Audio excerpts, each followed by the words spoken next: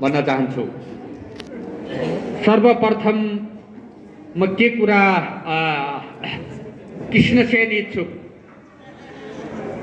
जसले परिवर्तनको पक्षमा आफ्नो पेशागत धर्म, आफ्नो वर्गीय धर्म, आफ्नो राष्ट्रिय स्वाधीनताका लागि शहादत प्राप्त गर्नुभयो र महेश पहाडी, थमन परियार जस्ता सञ्चार क्षेत्रमा काम गर्ने योद्धाहरूको बलिदानसँगै यो प्रेस सेन्टर तत्कालीन क्रान्तिकारी पत्रकार सङ्घको स्थापना 2061 माघ 21 गते रुकुमको लाबाङमा यो पहिलो भेला भएर सङ्गठन निर्माण गरिएको थियो।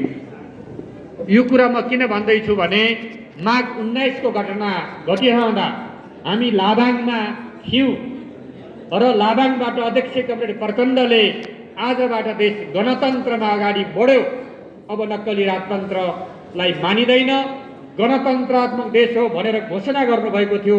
त्यो गणतन्त्रको घोषणासँगै त्यसको 2 दिनपछि 21 गते यो सङ्गठनको स्थापना भएको कुरा म यहाँहरूलाई जानकारी गराउन चाहन्छु। त्यसकारणले सञ्चार जो क्षेत्रमा काम गर्ने साथीहरू हुन्छ, जसले जनताको आवाजलाई बुलन्द गर्नुभएको छ, गर्नुपर्दछ। प्रेस सङ्गठन सामान्य पत्रकारिता गर्ने सङ्गठन होइन, यो एउटा विशिष्ट सङ्गठन हो। जनयुद्ध, जनआन्दोलनमा सामन्तवादका विरुद्ध सङ्घर्षबाट विकसित भएको यो सङ्गठन हो।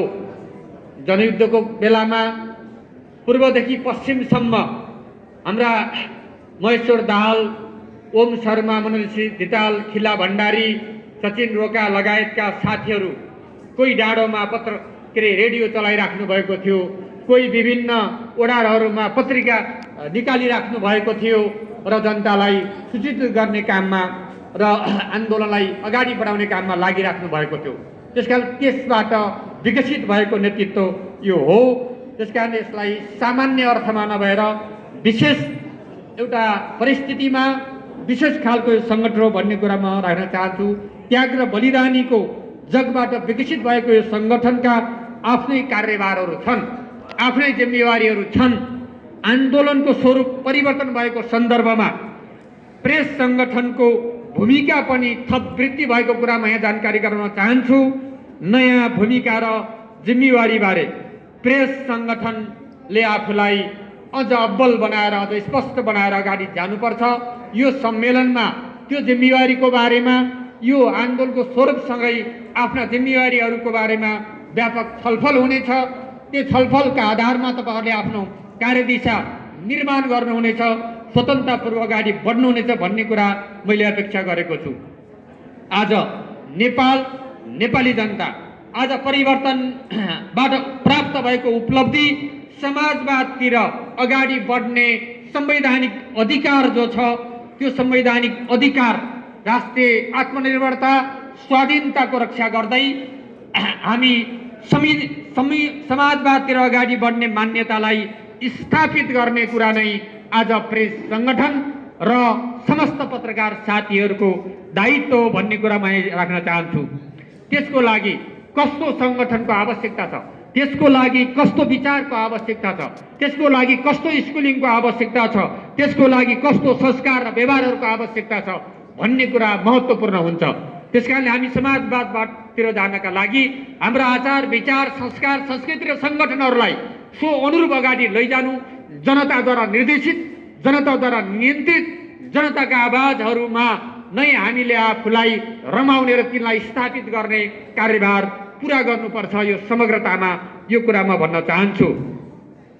अब यी विषयहरूलाई जनतासम्म लैजाने लोकतन्त्र सापेक्षित हुन्छ, लोकतन्त्रको बारेमा सापेक्षित हुन्छ भन्ने कुरा आम पत्रकार साथीहरूलाई म यहाँ के भन्न चाहन्छु भने प्रतिगमनकारी तत्त्वहरूले पनि आफूलाई लोकतान्त्रिक भनेर केही कभरमा राख्ने गरेको छ, तर त्यो लोकतन्त्र होइन, त्यो निरङ्कुशता हो, त्यो तानाशाही हो, त्यो परिवर्तन विरोधी कुरा हो।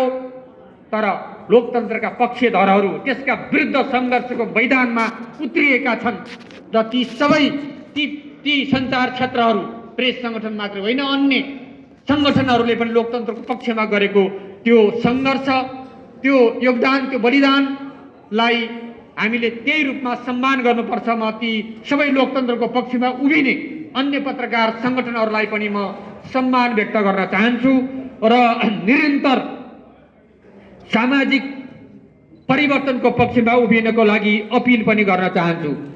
सामाजिक जीवनका विविध अभ्यासहरूमा देखिने समस्याहरूप्रति आलोचना गर्दै सकारात्मक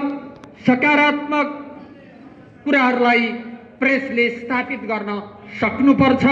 पार्टीका आन्तरिक जीवनहरूमा देखिने समस्याहरू, त्यहाँ लोकतन्त्र विरोधी, समाजवाद विरोधी देखिने चरित्रहरूको बारेमा पनि तपाईँहरू बोल्नुपर्छ। तपाईँहरूलाई त्यो विशेष अधिकार छ, त्यो कुरा तपाईँहरूले बोल्न पाउनुपर्छ, बोल्नुपर्छ भन्ने म मान्यता राख्दछु। वचनले होइन, कर्मले लोकतन्त्रको सेवा गर्नुपर्छ। यहाँ वचनले लोकतन्त्रको कुरा गर्ने, कर्मले प्रतिगमन गर्ने तत्त्वहरू छन्। त्यसकारणले त्यो कुरालाई कर्मले, कामले, व्यवहारले लोकतन्त्रको पक्षमा उभिने कुरा नै महत्त्वपूर्ण कुरा हो भन्ने कुरा राख्न चाहन्छु। राज्य सत्ता र सरकारका अभ्यासहरूले कतै लोकतन्त्रलाई सङ्कुचित गर्ने, कतै जनअधिकारहरूलाई कुण्ठित गर्ने, संविधानलाई च्यात्ने प्रयत्न गर्छन् भने त्यसका विरुद्ध सबै प्रेस जगतका साथीहरू आन्दोलनमा जानुपर्छ, गई पनि राख्नु भएको छ भन्ने कुरा म यहाँ राख्न चाहन्छु। जनचाहना विपरीत, लोकतन्त्र विपरीत हुने कामहरूप्रति खबरदारी गर्ने र जनपक्षीय कामहरू र संविधान र लोकतन्त्र, जनअधिकार र गरिब उत्पीडित वर्गको पक्षमा हुने कामहरूलाई स्थापित गर्ने कुरा पनि तपाईँहरूले हिचकिचाउनु हुँदैन भन्ने कुरा पनि म राख्न चाहन्छु। यो तपाईँहरूको मुख्य कार्यभार हो। राष्ट्रिय आत्मनिर्भरताका लागि उत्पादन, रोजगार र समृद्धिको एउटा अभियानलाई स्थापित गर्ने, त्यतातिर जनतालाई आकर्षित गर्ने, त्यसको लागि जनतालाई सङ्गठित गर्ने, यो राष्ट्रिय आत्मनिर्भरताका लागि आवश्यक कुराहरू हुन्। आर्थिक विकासको लागि आवश्यक कुरा हुन् भने आर्थिक विकासले मात्रै पुग्दैन। समाजमा भएका विभिन्न विभेदहरू, विभिन्न खालका दमनहरू, चाहे दलितमाथि होस्, चाहे महिलामाथि होस्, चाहे वृद्धमाथि होस्, चाहे बालबालिकामाथि होस्, है हरेक अपाङ्गता भएका व्यक्तिहरूमा होस्, गरिबहरूमाथि होस्, ती विभेदहरूका विरुद्ध र समाजमा रहेको प्रवृत्ति, सरकार र सत्तामा देखिने भ्रष्टाचार र अपारदर्शिताका विरुद्ध सशक्त आवाज उठाएर तपाईँहरू अगाडि बढ्नुपर्छ र यो आधारमा एकताबद्ध भएर अगाडि जाने कुरा र आम सङ्गठनलाई एकताबद्ध गर्दै यी आवाजहरूका आधारमा एकताबद्ध हुने हो। यही कार्यदिशा हो सञ्चार क्षेत्रका साथीहरूको, प्रेस सङ्गठनको कार्यदिशा भनेको यही हो। यसमा तपाईँहरू केन्द्रित भएर जानका लागि पनि म हार्दिक अपिल गर्न चाहन्छु। अर्को महत्त्वपूर्ण कुरा भनेको के हो भने यो देशको परिवर्तनका लागि विकसित विचार, सङ्गठन र नेतृत्वको स्थापना गर्ने प्रश्न हो। यहाँ यो त्यत्तिकै आएको होइन। अहिले मान्छेहरू लागेको छ यो परिवर्तन, यो सङ्घीयता, यो गणतन्त्र त्यत्तिकै आइलागेको जस्तो लाग्यो। त्यो होइन, सचेत प्रयत्नद्वारा नेतृत्वको एउटा साहस, बलिदानीपूर्ण एउटा स्पिरिटका आधारमा आम जनतालाई अपिल गर्न सक्ने विचार निर्माण गरेर, विचार मात्र होइन, त्यो विचारलाई कार्यान्वयन गर्ने र त्यो विचारमाथि दमन गर्नेहरूका विरुद्ध लडेर त्यसलाई परास्त गर्ने सङ्गठन निर्माण गरेर यो परिवर्तन भएको, त्यो कुरालाई स्थापित गर्ने कुरामा यहाँहरू विशेष ढङ्गले लाग्नुपर्छ। हामीले हासिल गरेको जो उपलब्धिहरू छ, सङ्घीय लोकतान्त्रिक गणतन्त्र अथवा समावेशी लोकतन्त्र भनौँ, यसलाई समावेशी लोकतन्त्र, समावेशी समानुपातिक अधिकार, जनताका मौलिक अधिकार लगायतका कुराहरू नेकपा माओवादीको नेतृत्वमा आएका हुन्। यो कुरा गर्वका साथ तपाईँहरूले भन्नुहोस्, स्थापित गर्नुहोस्।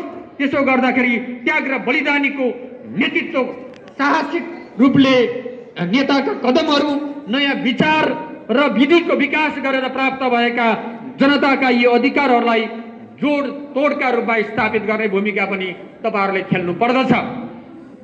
यी उपलब्धिका लागि हाम्रो पार्टी नेपाल कम्युनिस्ट पार्टी माओवादीले नेतृत्व गरेको छ र त्यसको नेतृत्व अध्यक्ष कमरेड प्रचण्डले गर्नुभएको छ। त्यो वर्ग सङ्घर्षको अवधिदेखि महान जनयुद्धको प्रक्रियामा शान्ति प्रक्रिया मार्फत यो देशलाई फेरि निकास दिने सन्दर्भमा संविधान सभाका दुई पटक निर्वाचन गराएर संविधान निर्माण गर्ने कुराको नेतृत्वको हिसाबले औपचारिक नेतृत्वहरू होलान्, तर व्यावहारिक रूपमा संविधान पक्षको रूपमा नेतृत्व गरेर र त्यसलाई कार्यान्वयन गर्ने प्रयत्न गर्दै गर्दा प्रतिगमनकारी तत्त्वहरू हावी भएर जाने परिस्थितिमा त्यसका विरुद्ध सङ्घर्ष गरेर प्रतिगमनको नेतृत्व गरेर अध्यक्ष कमरेड प्रचण्डले हाम्रो पार्टी नेकपा माओवादीले फेरि जनताको पक्षमा उभिएको छ, फेरि परिवर्तनको पक्षमा उभिएको छ, फेरि उत्तरी वर्ग जाति क्षेत्र लिङ्गको पक्षमा उभिएको छ। प्राप्त भएका उपलब्धिहरूलाई रक्षा गर्ने